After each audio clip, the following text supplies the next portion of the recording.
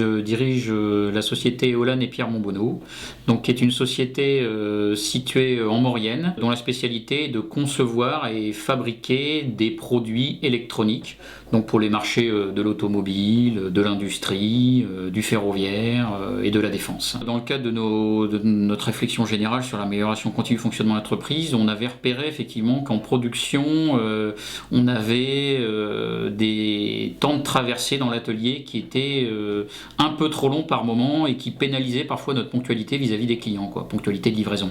Néanmoins, on a respecté complètement la méthode, c'est-à-dire qu'on a fait un diagnostic général de l'entreprise, conformément à la méthode, c'est la première phase de la méthode, et qui nous a permis d'ailleurs d'identifier d'autres sujets à travailler par la suite. De ce fait-là, on a été amené à revoir, réimplanter complètement certaines zones de l'atelier, à faire évoluer aussi les compétences, puisqu'on a développé la polyvalence.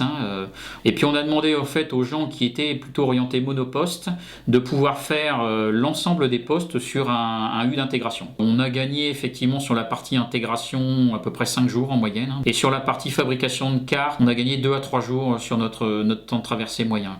Donc évolution effectivement physique dans l'atelier et évolution dans les compétences du personnel. Alors, comme tout changement, au début, c'est toujours un petit peu difficile à amener. Des fois, on a des réflexions, oui, mais c'est pas possible, ça marchera pas, etc.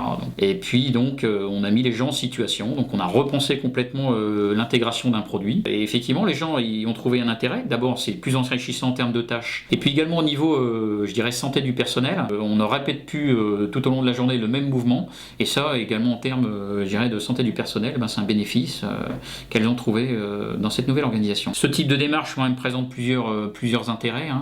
On est accompagné. Donc le consultant qui vient tous les mois, il donne un rythme à la démarche. On est obligé d'avancer. On ne peut pas se présenter devant le consultant et dire non, j'ai rien fait depuis un mois. Donc ça donne un rythme. Le deuxième aspect, c'est l'accompagnement méthodologique au travers des formations actions.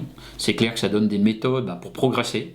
Des techniques, donc ça, et puis qu'on applique au cadre de nos problèmes, mais qu'on sait appliquer à d'autres problématiques. Puis le troisième aspect, effectivement, c'est l'échange inter-entreprise, donc ça c'est aussi intéressant d'échanger avec d'autres chefs d'entreprise, ça donne des idées, ça permet de voir des organisations différentes qu'on peut parfois adapter chez nous. C'est intéressant, ça donne du résultat, on l'a constaté, on est obligé, de toute façon on est obligé d'avoir du résultat.